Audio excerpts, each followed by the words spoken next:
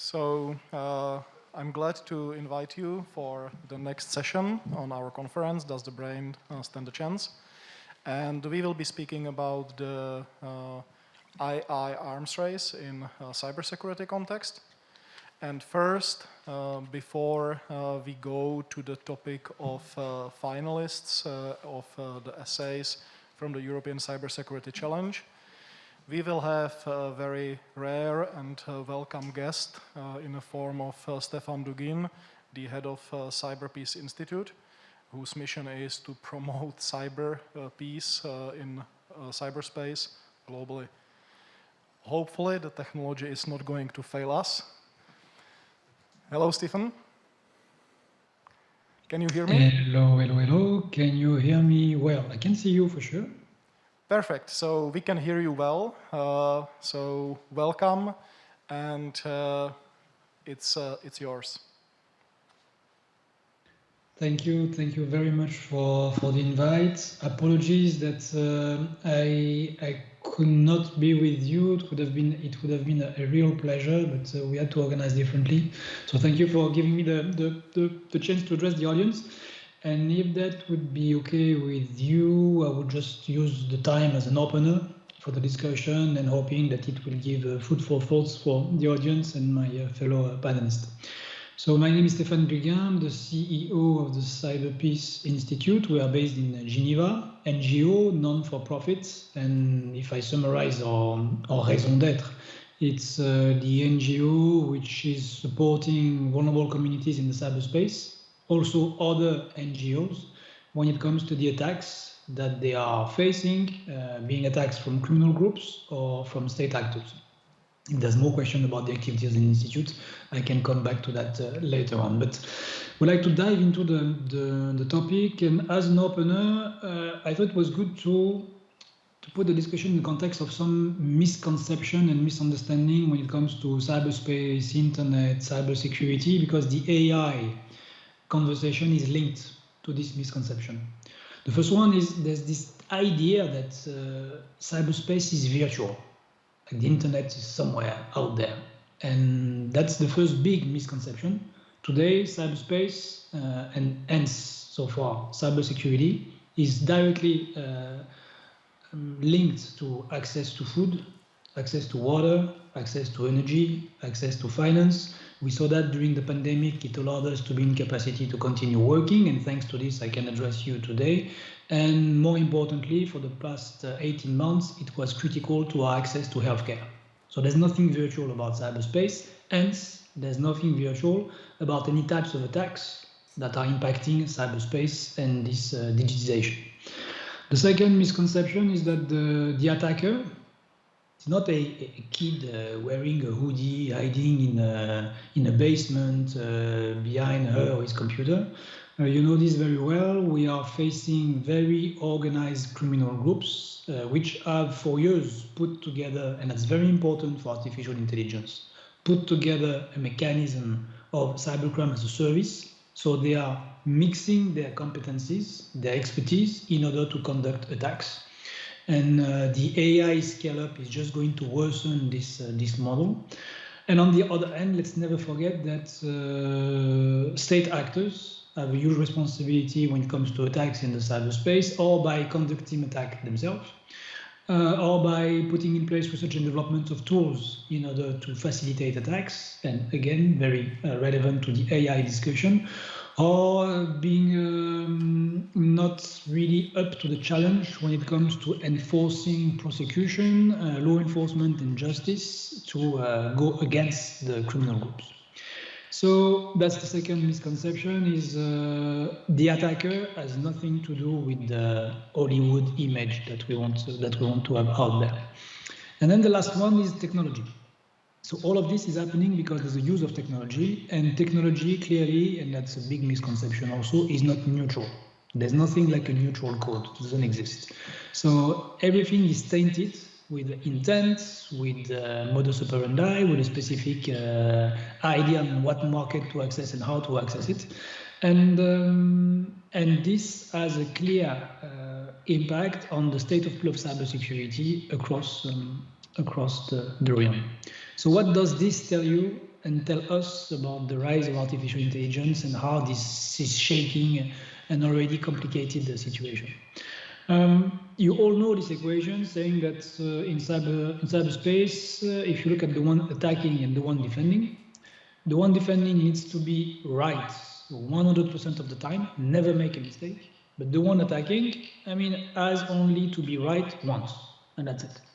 So we see with this very practical example that AI is changing this equation for the worst, because the capacity now for attackers to leverage from machine learning, for automated tools, for the very first part of a cyber attack, like the discovery part, or where they are testing the capacity to enter the system or to operate lateral moves and not to be detected, AI is multiplying this capacity and then multiplying the chance for the attacker to be right one time and diminishing the chance for the defender to be right 100% of the time. So that's a clear-cut impact of the rise of AI. The second part is there's two issues today when it comes to cyberspace that are endemic to any dream or ambition of peace and justice in cyberspace. Is the fact that there's huge impunity when it comes to criminal groups or state actors regarding attacks. It's a high benefit type of activity, high rewards, very low risk to be today a cyber criminal or a state organizing these kind of attacks.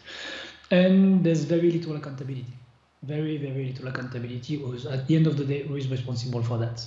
Again, artificial intelligence is going to widen this gap, because when it comes to impunity, tools used the right way are going to, at best, even if it's a bit of a fantasy that we can automate the erase of all the footprints that you can put on the internet or plant a false flag. But even if you're not perfect as an attacker, the fact that you can use AI and to leverage technology to create so much noise and so much extra information around your attack, or to withdraw so much of your digital footprint, that is going to create quite some difficulties for forensic investigation. So this increases the challenge of impunity. And accountability also, because the supply chain is very complex and the kill chain is quite a complex one. Having AI blurring the line in between these specific steps is going to blur the line in terms of who, at the end of the day, is responsible for what. And I will also use a specific example that shows another difficulty that goes beyond impunity, goes beyond accountability, but it's linked to accountability in a way. It's also the fact that AI is something very accessible. Training a machine learning model, if we take this part of AI that is quite mature, is accessible by anyone, is creating new threats. And these threats goes beyond a organized crime group or a state. It goes to the fact that internet cyberspace is interconnection, is everyone participating with everything. Take the example of fake news, which is a parallel track to cybersecurity, but give us some lesson. Fake news, not fake news, sorry, deep fakes, my bad. So deep fakes became a thing at the end of 2017. Why? Because you had suddenly access to, for free, machine learning capability with TensorFlow, and at the same time, a community realizing that they have very cheap access to processing power that you need to train this model, and also that the personal data that they needed to have this incredibly smart ambition to put whatever face on the body of a porn star was going to be accessible. And this disconnected community came together to create something that is today one of the deepest threats to democracy that we have in the cyberspace. This is not a criminal group, this is not a state actor, but this is the fact that when technology is out there, and again, it's not neutral, the way that is used is having impact that the community of the one trying to defend human rights and to protect victims needs to have in mind. So I would say, when looking at the threats and the opportunities, challenges that AI is creating in this field, I would advocate to always look at this of what this creates when it comes to widening the gap of impunity for attackers, widening the gap of accountability, because if attackers are more in impunity and they have little accountability to their action, then the other gap that gets very big is the gap of vulnerabilities. Vulnerable communities are much more vulnerable tomorrow than today. And that any response to that has to go multi-stakeholder in the sense that part of the solution is with the one developing this tech when they are developed by companies, but the deepfake example showed us that it's not always the case. Also the civil society, the one that are interacting with victims, knowing what are the trends in these attacks. We are interacting directly with NGOs that are attacked every day, and we learn a lot of what is happening to them. So we can provide this feedback right to other entities that would be there to defend, from government to cybersecurity entities, to other civil society or academia. So it's important, as this AI is accelerating already a network of actors that are used to work together for the worst, that on the other end of the chains, we put together a coalition that can inform on these new threats and try to provide actionable solutions. So I hope this is an opener for the conversation, and happy to take some questions afterwards. And thank you again for having me. Apologies for not being there. Thanks a lot for, and I don't know if we have lost Stefan. Are you still with us? Yeah, good. So thanks a lot, Stefan, with his keynote to this panel. Before we move forward for the actual discussion, and I think your inputs are, we are still safe, don't worry. And your inputs are very well linked to the topic of our discussion. I would like to briefly ask our other panelists to also introduce themselves in one sentence, maybe two, so everyone knows who we will be speaking with. And then we proceed to the next phase. If I may ask? I'm General Feix. I'm commander of the Cyber and Information Warfare Command in the Czech Republic, for sure. My name is Miroslav Feix, and I run the cognitive intelligence team at CISO. So we are in the cyber security space, developing cloud-based software to protect our customers. Hello, everybody. My name is Michal Najman, and I'm the AI researcher at Avast. Hello, everyone. My name is Ioan Sarafiotis, and I work for the European Agency for Cybersecurity, also known as ENISA. Okay, so I'm Romportl, director of Focus Center in AI and DPS. My name is Miroslav Feix. I am a director of the social impacts at AI. Thanks. So these are our panelists. My name is Petr Špiřík, and I work as the CISO at SUSE. And I would like to invite here to the speaking place solutions designers or responders to our essay on the topic from the European Cybersecurity Challenge, if I may invite you. Thanks. And as the finalists are coming in, we presented them with a challenge. We presented them with a provocative thesis that AI will be used and is being used by the threat actors for attack, for malicious purpose, and it's efficient, it's effective, and as such, the defenders will be forced to adopt AI as well. And this AI on both sides will inevitably lead to arms race between AIs, putting a human out of the equation inevitably. That was the initial thesis that we asked in the essay to give opinions of our competitors, of our teams, on whether this is true and what can we do with this dire outcome, or whether this is not true and why. And I would like to ask the representatives of the teams to briefly summarize what they have come up, and then together with Stefan's input, we will start a discussion with our panelists as well. Good afternoon. My name is Martina. I'm from Team Malta. And today, together with Daniel here, we will be presenting the AI essay. Thank you, Martina. Good afternoon, everyone. I'm Daniel Magro from Malta. I'm reading for a PhD in astronomy and AI, and I work in blockchain infrastructure. So, as you're all aware, we are currently living in the digital era. The amount of connected devices is at an all-time high, as is the money being spent online and the amounts of precious personal data being stored. This fact, as has already been mentioned, has made cyberspace an increasingly enticing target for cyber criminals, as it is a high-risk, low-reward. It's a high-reward, low-risk opportunity for them. The skills and techniques of those working to bolster the security have increased very rapidly, but so have those of the cyber criminals, which has created an arms race in the cybersecurity battleground between the white hats and the black hats. Next, I'd like to give a short introduction about AI. So in brief, AI, in the forms of machine learning and deep learning, uses mass amounts of data to extract patterns and knowledge to essentially automate mundane tasks that previously required human knowledge to process.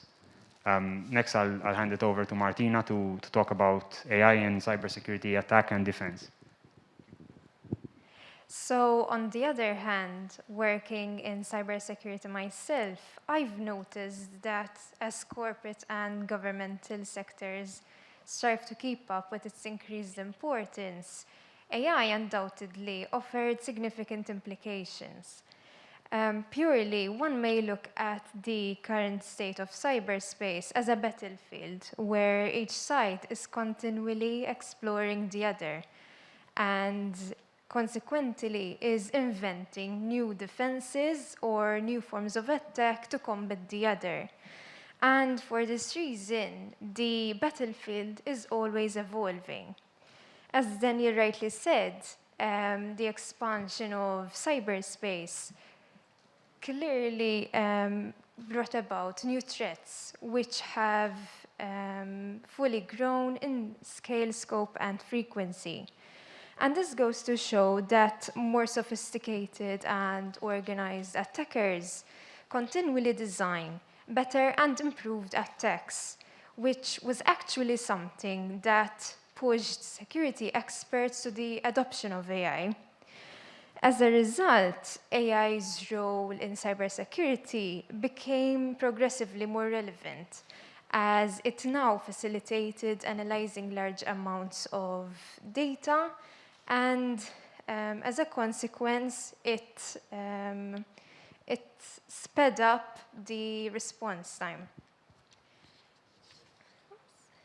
So this created a sort of necessity or demand to have an automated cyber defense, which deals with the overwhelming amount of activity that must now be monitored. And having said that, or going forward, one may argue that only systems that apply AI to the task will be able to keep up with the complexity and speed that is currently present in the cybersecurity environment. However, even while research began many years ago, there's still uncertainty about how to defend against AI being used maliciously. Traditional security tools tend to fail against these emerging threats.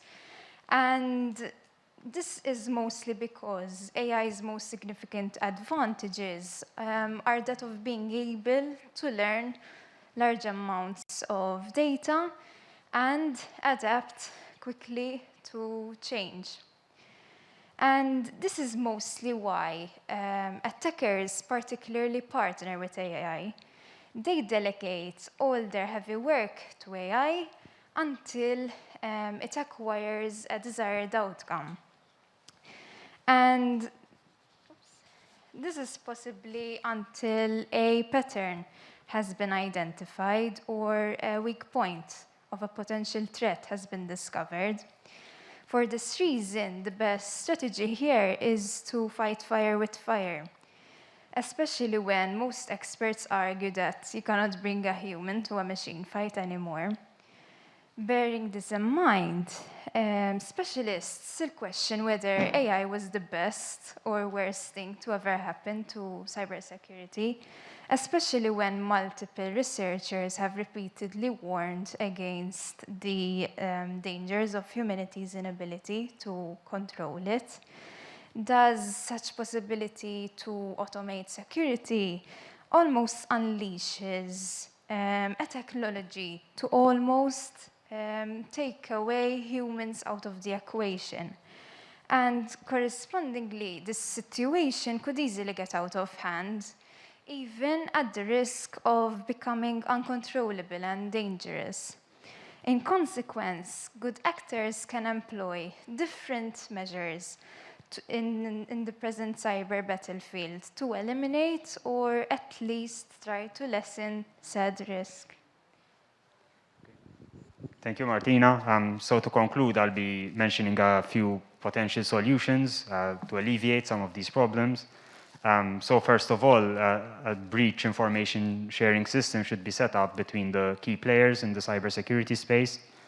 This will allow players who have not been hit yet by an attack to prepare for it, as well for there to be a collaborative force multiplier against a common enemy.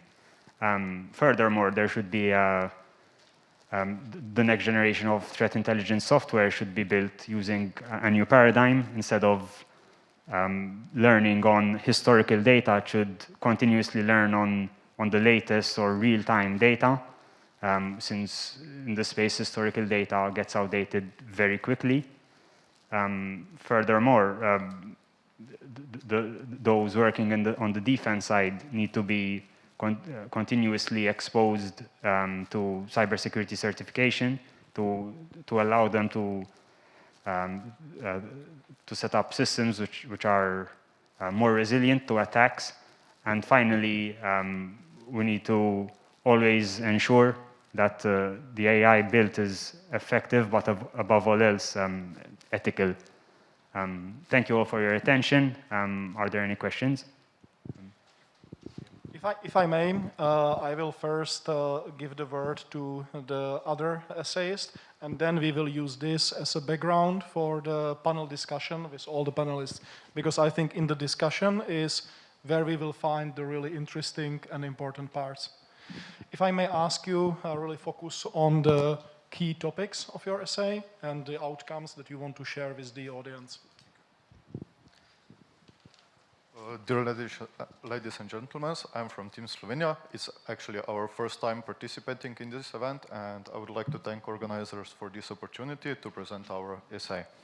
So, as presenters from Malta already said, AI is getting better and better at doing stuff alone, automated, without help or interference with human.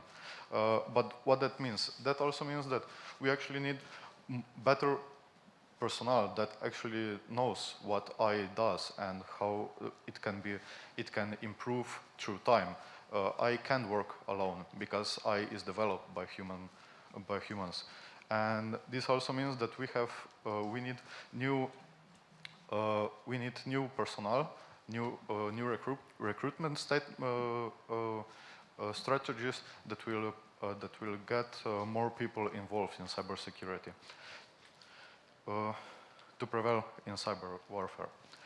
Promoting such events as ECS is crucial. We can combine forces with rapidly developing esports industry for gamification of CTS. This is already a practice, for example, Hack the Box. With such events, we increase our chances of finding young, talented minds. They will need to be recruited and maintain their interest in future develop their talents in cybersecurity. Next step is definitely research and development. The struggle for power has reached a new stage. From last century, it is fought with scientific formulas. Sophisticated defensive strategies and effective use of AI that will help us fight threat actors. Research and development must be given more resources and attention to ensure that our knowledge-based technology and AI systems are as sophisticated as possible. But at the same time, AI system cannot get better just with more data. The problem with that is because filtering this data is actually getting pretty hard. And as an example, and this is just a theory, because in practice, we don't always understand the results. And I don't mean famous number 42, but I mean the results Slovenian scientists got when AI returned a correct diagnosis for medical data, but process was unknown to the scientist at that moment. Cyberspace as a whole is still integrating in security structures of member states. Rapid development of technology represents big challenges for future educators, IT professionals, and society as a whole. Learning from the past is important, and looking at the example of famous scientist Marie Curie, the first female professor at Sorbonne University, even thought she conducted pioneering research on radioactivity and was considered an authority in her field. She could not foresee the hidden dangers of her work and subsequently died of radiation poisoning. We should keep this story in mind when evaluating our research and discoveries in the field of cybersecurity. To not only consider the immediate benefits of a technology, but also risk of misusing it. Hopefully, our views and knowledge can inform policymakers so that the right steps are taken in building cybersecurity hubs that will be able to produce educated and high-quality personnel. Thank you.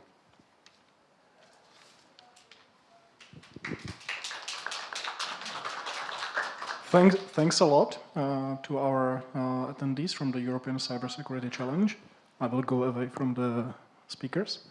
And before I go to my questions that I have for Stefan and for our challengers, I would like to ask the panelists, what from what you have heard have resonated and stimulated some questions or comments that you would like to bring to the discussion?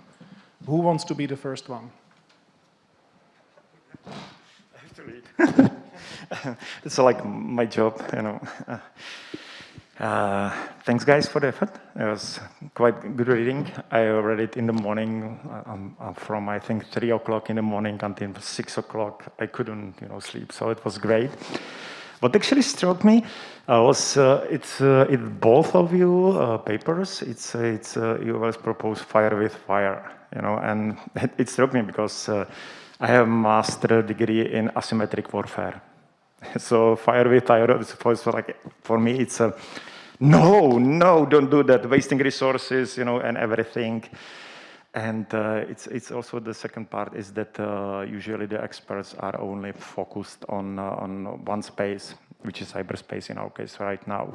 But you have different spaces in the real world, so you don't have to actually, reply always fire with the fire. You can use water, you can use wind or something like that. So you have different strategies for it. So that struck me that it's funny that sometimes we need to actually rephrase or reframe the problem to find a solution. It doesn't mean that they will not be the arms race. At some level, it's always good, to compete and to try to improve in every level. And the second part is, it's for me, it's more from the beginning, this whole day, it's about regulation.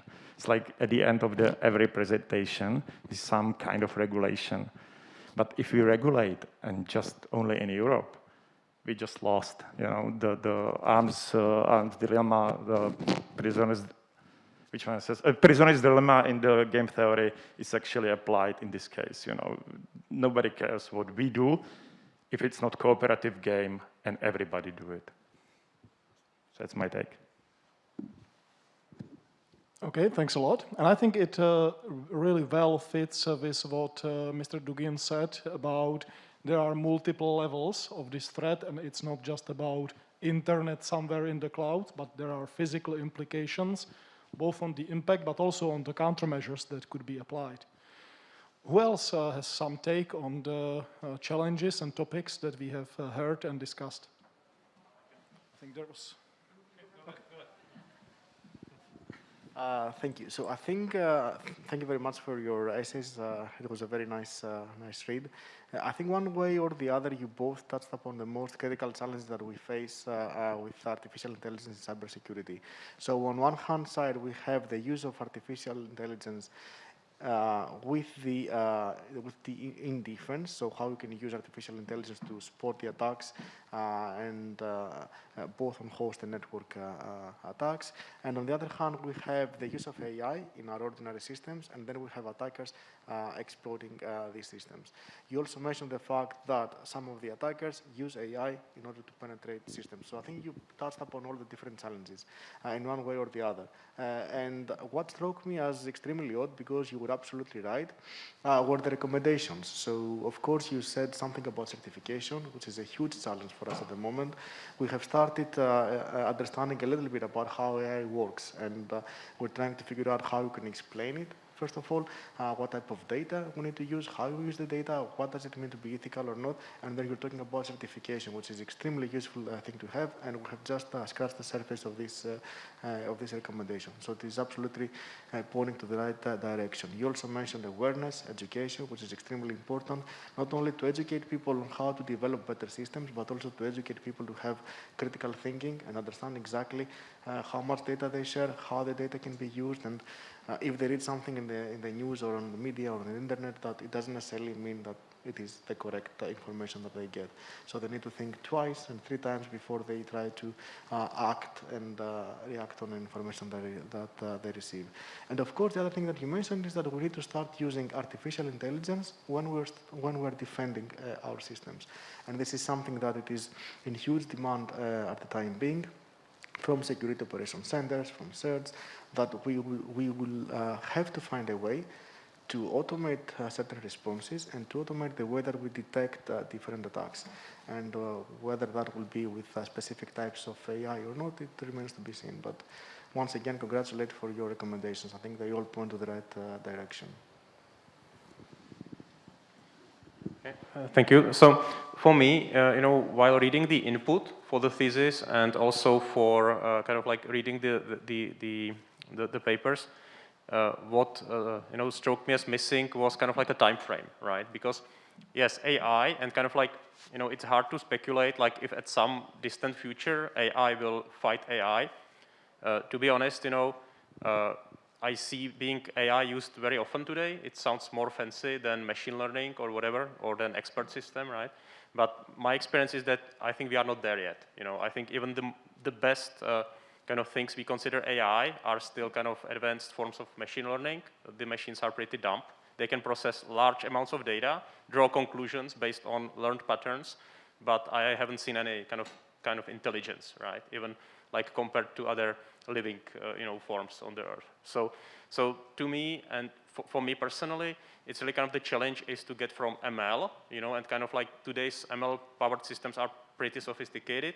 They combine different kinds of machine learning with some rules and other things and expert knowledge, right? To really bring it to the AI level. And I see the biggest challenge not like building AI, which can beat humans, It's more like, there is a huge lack of experts in cybersecurity. So what I see is like building AI good enough to help a majority of kind of cases, to kind of empower the cybersecurity experts to do more, make them kind of like turn them into superhumans, thanks to the scale they can achieve through machines. So that's kind of, so a bit like a science fiction, like AI against AI. It's going to be more, I feel like computers will still be in more like tools in the hands of humans on both sides, I think next one was there, Mr. Najman. Thank you for the essays. They were very interesting. I would like to touch up on one of the assumptions that you both actually used. and that was that the attackers are using AI to make their attacks. And the truth is that we don't have any evidence of that. If you ever speak to a security expert with long history, you can argue for hours with them whether there is any AI, and they will be fighting for the fact that they haven't seen it yet. So we don't have a direct evidence. However, we have multiple smoking guns. First of all, it's a natural thing for the attackers to use AI because it's hard to use difficult techniques such as obfuscation to circumvent the modern detectors. So naturally, they can touch for more advanced technologies such as AI or other or machine learning. Secondly, there is ongoing research in academia on how to attack those detectors. So attackers can just look at the archive, look at the most novel papers on how to evade detectors and just re-implement the approach. Usually, actually, they have the source code on GitHub, so they just download it and press play, and it works. And third of all, if you actually use some of those techniques and look at the data that are coming from our users, and you look at the nature of the data coming from the users and the nature of the data generated by those academic methods, they are similar, which kind of suggests that we don't have an evidence, but maybe the attackers could be using those advanced attacks. So if it can happen, it will happen. And we have to take this threat into account. We have to take into account that the new generation of attackers will be using the most modern techniques, and they will be attacking our detectors. Okay, I'd like to get back to the metaphor of fighting fire with fire, and maybe put some different, light on it, because I was always, the asymmetrical fight works mostly in the realm of living organisms, and I was always wondering how is it even possible that defenders are so good at defending, and that in average and in general, attackers more frequently lose than the defenders win. It's harder to see it with humans, but in the animal realm, it's much clearer. Like if I don't know, a bird challenges some other bird for territory, the defender almost always wins. And this struck me when I was reading Daniel Kahneman's Thinking Fast and Slow, where he really analyzes this and attributes this to the perception of loss versus perception of gain, where the loss aversion is much, much higher than the gain propensity or something like this. So the attacker does it for the gain, whereas the territory defender does it for the loss aversion, which drives the organism much stronger, and therefore the equilibrium is actually gained in the realm of living organisms. And so the defenders are not defending with fire. They're just sitting and defending, and the fire is on the side of the attacker. But now we're actually getting rid of this evolutionary developed mechanism of loss aversion by adversarially contrasting like symmetrical devices, meaning AI, that mostly don't distinguish, or we may program them so that they don't distinguish between loss aversion and gain propensity.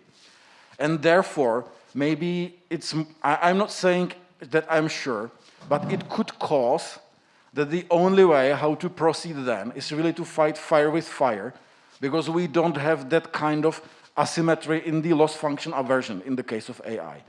But it's just, kind of from top of my head. So I will react to that, but I also ask for a microphone here. Thank you. It's always interesting to listen to Jan bringing behavioral economics into the table. But I would like to touch upon several things which I liked in your essays. From the Slovenian side, it's the technical part on the need of continual learning, the learning, machine learning, which we don't have actually at the moment. And on the side of the Slovenian team, you talked in the essay a lot about the organizational level. And you have not mentioned it here. It might have been worth it to actually mention it here. And I found it as interesting innovation. So I started with that because the idea was that instead of monitoring the attacks, you monitor the system, including the people in the system, including the users, using AI to observe for the abnormalities. So to see like when the system is behaving not as usual. I found this interesting, at the same time very dangerous from two reasons. One is very simple, it's privacy. So it might be really difficult to actually put such a system in place. It might be easier to do it in the army, but it might be quite difficult to do it in the standard civilian setting. Second, and maybe even more importantly, it may actually breach on creativity in the teams. So it might actually reduce creativity in your teams which you are trying to defend. And this brings me to continual learning. Team of researchers in my research group, Good AI, here in Prague, we actually working exactly on that to get algorithms which will be able to learn on the fly, basically, from the new data which are being delivered, as it's in the use phase. So it would not depend only on the historical data, and you would have to retrain your model every time, basically, you enrich your historical data. Clearly, this would be a huge advantage to have such a continual learner, how we call it, for defense. But I've been thinking it would be very good to have it for the attacker. And this brings to the notion of how much should we be open about these developments of such instruments. And this clearly brings us back to what Gaspar was saying at the end in terms of the unintended consequences of the technologies we've been developing. So we might be very nicely developing. We've been developing and financing in all the R&D effort to develop important breakthrough in terms of machine learning, but it might be even more significant breakthrough for the attackers. And this brings me to the very last point in terms of the unintended consequences and in terms of the understanding the consequences of our actions. I think we will need to build much better monitoring system at different layers, actually, in terms of the use of AI, in terms of the types of the attacks, in terms of the new types of the technology, and kind of try to assess the risks. And to understand, how much the guns are really smoking, like is it really strong smoke, or is it still, kind of somewhere, far away? And I think we should invest a lot. If we talk about investment into the R&D, I think we should invest much more into this type of monitoring and kind of understanding the potential impacts of technology. Thank you. Before I go to my comment on fighting fire with fire, what will follow is I will ask all of you, so you can prepare the answer, including you, if we see that there is the coalition of defenders, as called by multiple of you, also by Mr. Dugin, from academia, law enforcement, military, regulators, academia, research, private sector. If you have to pick one of these groups, who should be the #1 leader in the defending activities? And if you were able to redirect 100% of the resources available to that group to what it would be to gain the biggest advantage for the defenders? That will be the question I will be asking. to the fighting fire with fire, and that's my problem with this analogy, because what I do in my professional life is actually the defender's work on the incident response, on the threat intelligence. And the problem is that the attack and defense are asymmetric. If the attacker fails, pretty much he doesn't lose anything else than his time invested. Very rarely the attackers are caught, prosecuted, or worse.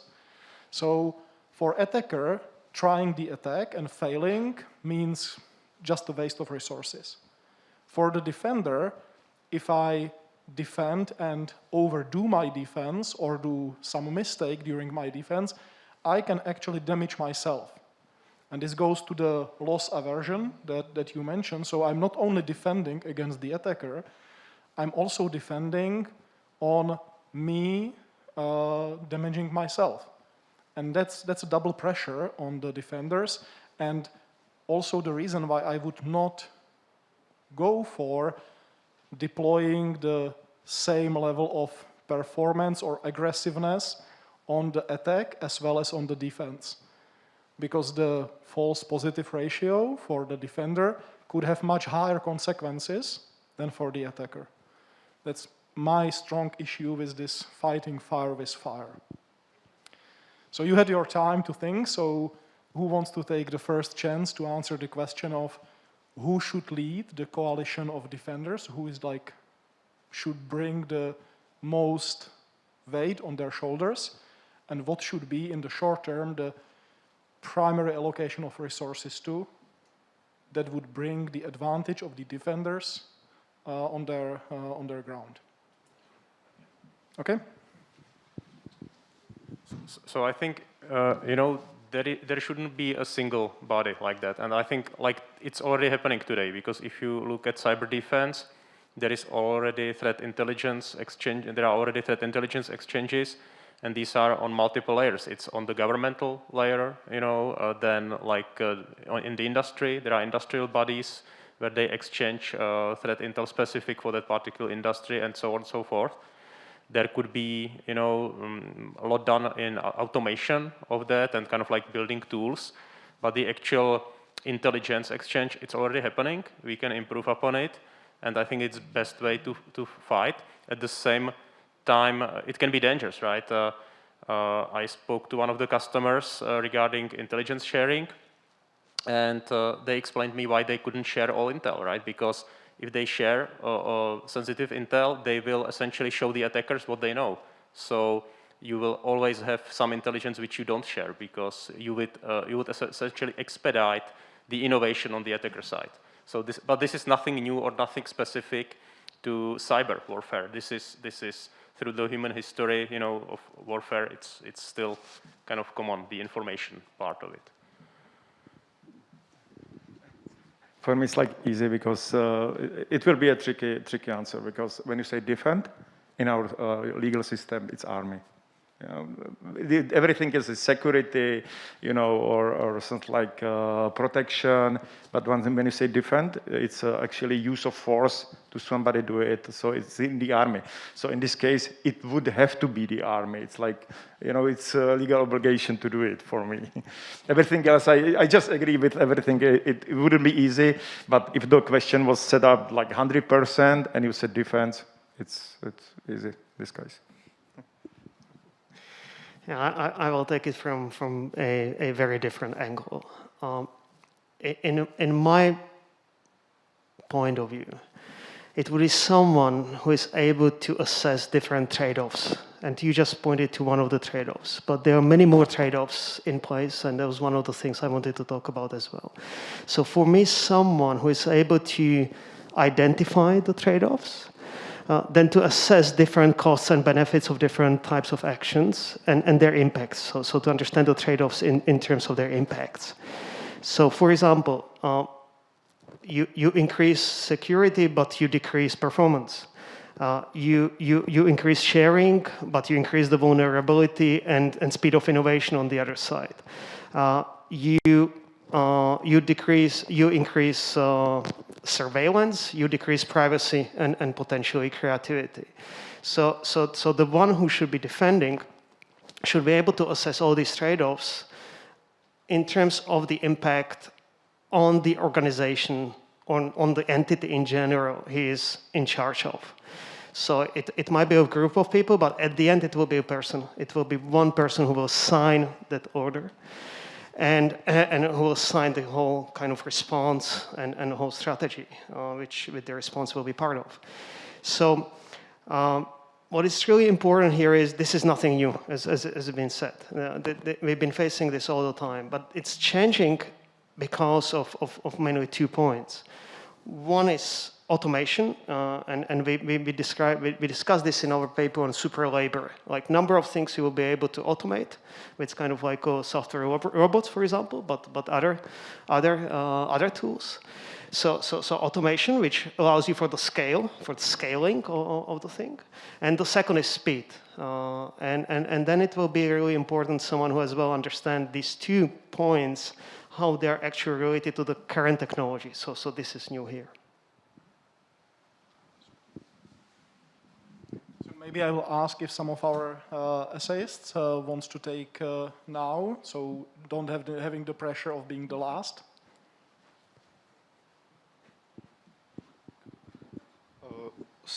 So yes, but at the same time, the question is also how to deter the attackers to not attack. Like we can say, okay, you have some legal consequences, but that's also not something that many people are maybe afraid of in this line of work. So what is the line? Like when do we draw a line that maybe attackers are attacking the whole country, or they're just attacking that one system and they're just trying to do some minor damage in a wholesome infrastructure? Okay, thank you. Who wants to go next? You? Okay. What I personally think is that I don't see the need to be just one. I think it's more important to look at the employment of different measures rather than just one most important person in the defense. Yeah, thanks. I see quite a lot of you dodging my question. I intentionally asked for the pointed version of that, because I think that if it is like everyone's responsibility, then it's no one's responsibility. And that's why I would like to ask the remaining panelists to really try to be edgy. Okay, from the beginning, I didn't want to dodge. So my answer would be, and I'm actually almost horrified by my own answer, but if there is one subject that shall coordinate this activity as a like, you know, cyber warfare defense, then it's the army, the military. And I mean, within the, you know, the whole things being like fully democratic and parliamentary and everything, then still the only entity that is able to kind of cut the edges, but just so that all other, you know, quarreled stakeholders diverging all the time, doing all strange things, can just stand up. It's like McKinsey. You know, you've got. I'm sorry, you were PwC, but you're almost like them. But you know what's their only thing that they do? They like the army that you call in to come to your company, which is in whatever state, and they don't do much thinking. They do the military drill, and everybody just, you know, is and everybody suddenly works. Then they leave, you know, charge a lot of money, and it works. We've seen it with COVID. I mean, the smart quarantine. When we were trying to prepare it in the COVID-19 CISO initiative, we came from the technical companies like us from O2, guys from Kebula, or you know the other guys from Alza, whatever. We came to the state officials, and it was horrible. Absolutely, you know, it was nothing. It was disaster, like total disaster. The only time when things started to work were when military joined in. And then when they left, it again fell to pieces. The smart quarantine is no more. The only ones who can run it was the military. So I'm really sorry to say that, but this is the principle that holds in all the critical situations. That's the reason why we build such institutions.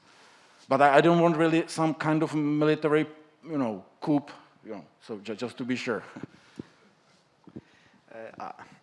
It's a very difficult question to answer, to be honest, and I think that the legislators need to set the framework right in the first place. But it's impossible to do so because, first of all, they are not really very well informed, especially for developments in artificial intelligence. Secondly, because even those who develop the algorithms, they don't really know exactly what they are implementing, maybe. They don't even know the consequences, and there are so many different problems that we have to, and challenges that we have to answer. So it is a philosophical problem, it is an ethical problem. So do we make biased decisions? Who is responsible for these decisions? Who will have the liability? We have to answer questions about the technological developments, about AI. So it is an impossible question, I think, to answer. We need the right framework. We might get there in 10 years from now, and we need all the people to work together. So academia to promote research, private sector to collaborate with academia to come with better systems. We need the legislator somehow to be informed of all these developments and then set the right framework. I'm going to disagree with my fellow panelists. I don't think it's the army who is going to create new generation of detectors and who's going to protect us from cyber threats. Because let's get back to the center of the question. How do we create better AI for cybersecurity? We need data and we need talent. Where do we get the data? Army doesn't have the data. It's the big companies who have hundreds of millions of users that they collect data from. These companies, private companies, have the data that they can learn the AI from. And the talent usually goes from academia and universities. So I strongly believe that only the coalition of research in academia and private sector can get us further in AI. The question is how to do it, and we have heard a couple of times that we could be fighting fire with fire, and I think it's a little bit far-fetched because we don't have to fight fire with fire. We can define what the actions of the attacker are. We can define what the detector or the protector should do, and then we have the game theory that will give us the answer how exactly we should set up the detector to best protect from the possible actions of the attacker. And having the data, having the theory, the only thing to do in the future is, well, to make it work. Sorry, just 15 seconds. I absolutely agree with your argumentation, with the only problem that it was kind of a straw man argument, because you were answering the question who's going to build the new generation, whereas the question was who's going to coordinate the efforts. And that's a big difference. So I absolutely understand with what you were saying, but you were actually straw manning me, kind of, you were not addressing what I was saying. I also forgot to... just one small question. You know, in this country is still like mandatory service. So in 5 minutes you can be in the army. I mean, you know, in a time of crisis, not like this. So in the time of crisis, all the data, everything which is inside the country is just for the, you know, for the defense of the country. I just wanted to come back to the point of compromises, which I think it is absolutely spot on. So at ENISA, we're doing a study this year, and it's going to be a report published towards the end of November or beginning of December, where we decided to do a taxonomy of all the different machine learning algorithms, try to understand how they function, try to understand how attackers may exploit these functionalities. So we reviewed more than 200 different papers. We identified the different functionalities, we taxonomized these functionalities, and then we also reviewed papers where people from the university came up with attacks on machine learning systems. And then we tried to figure out what types of controls we need to have in place. We thought it was a straightforward exercise, and we're going to come up with a framework that organizations would be able to use to assess the risk and then implement security controls. What we identified in our surprise was the fact that many of these controls are actually unconflicting. So if you try to protect, let's say, your systems from perturbation attacks, you may be compromising your data in the first place. Or if you're actually trying to prevent the system from, try to make better the system in predicting, then at the same time you may compromise the privacy of the people. If you're trying to make your algorithm more transparent and explainable to the community, then at the same time you may be exposing the different variables and thresholds that you're using in the system, and then attackers can actually take that into account. So it is a very difficult problem to solve, and it all comes back to compromise. I just wanted to a little bit add to these comments about the need for army in certain situations and need for military. There might be situations we kind of like left only with the army, with the capabilities, as was the case with COVID in this country, not in many other countries, not in many other developed countries, but there was a particular problem in this country with the civil service, civil administration to deliver what they were supposed to be delivering. So it might happen, but I would really not like the army to be setting the objectives and to be evaluating, you know, the thresholds, how far to go in different things. So still we will need someone to be able to set, you know, this is the objective, and if we want to be protected, this means what it is, and we want these, for example, freedoms to be safeguarded. So it's going to be army who sets these boundaries, who sets these thresholds. Yeah, I absolutely understand here. Just a little metaphor. Let's imagine we move 80 years backwards, and the situation is who's gonna coordinate, you know, building of the fortresses across the borders. Indeed, you know, the targets, the goals are driven by the parliamentary democratic regime, by the democracy, and there will be lots of civil contractors, civil engineers, commerce around it, like all the things. But the entity that is going to coordinate all those stakeholders together to build a fortification is not gonna be like some vague, you know, committee of. It's gonna be military there, and this is metaphorically similar situation. The coordinator, but still, I'm not avoiding any parliamentary stuff around here. So I will ask for like last comment, and then we will wrap the panel discussion, and we can continue in the drinks and snacks. Okay. Yeah, so my last comment is really, it depends what threat we are kind of facing, right? Because if it's kind of like attack on critical state infrastructure and something like that, it's definitely army, you know. Then, but I don't expect army to protect my customers from ransomware attacks, right? Because that's kind of below what the resolution for them, you know. So it wouldn't scale to do it centrally, right? So kind of, I think there are different types of threats, different types of attacks, and definitely there is cooperation, and even what you see like government agencies helping enterprises to, for example, fight intellectual asset, you know, intellectual asset theft, you know, like spying. So they help if it's critical IP for the country, right? So that's really. It depends who the attacker is and what the threat is. Yeah. Thanks a lot, everyone in the panel, our essayists. And one thing that I want to wrap up with, what has been multiple times said, it's about people in the end that are needed to be part of the coalition of the defenders. And it's about the new talent and new skills.